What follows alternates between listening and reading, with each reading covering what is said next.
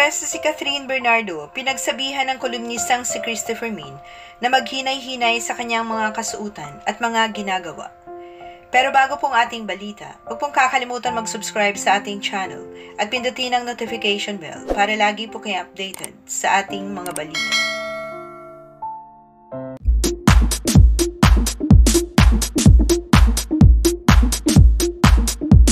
Sa bidyong ibinahagi ng aktres si Catherine Bernardo kamakailan sa kanyang social media account, ay dismayado ang veteranong kolumnista na si Christopher Min.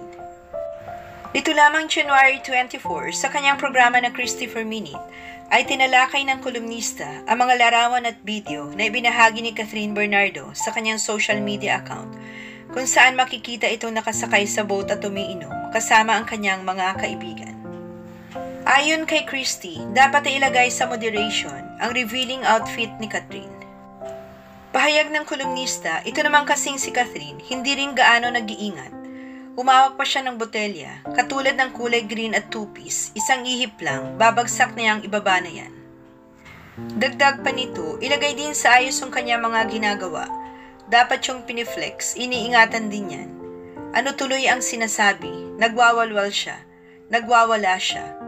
Piliin anak ang pinapakita sa publiko para hindi ka makatanggap ng mga apektadong komento. Umani naman ito ng iba't ibang reaksyon mula sa mga netizens ang biglaang pagbabago ng imahe ni Catherine Bernardo mula sa pagiging konserbatibo nito. Pero naniniwala naman ang kanyang mga followers at ilang netizens na karapat-dapat na gawin ni Catherine ang talagang gusto niyang gawin at i-enjoy ang kanyang buhay bilang single. Ipinagtanggol naman si Catherine ang kanyang mga followers na tama lang naman daw ang suot ng aktres na naka two-piece dahil nasa beach naman ito. Maraming salamat po sa inyong panunood. Huwag pong kalimutan mag-subscribe para sa iba pang showbiz updates. Kita-kita po tayo sa aking next video. Thank you!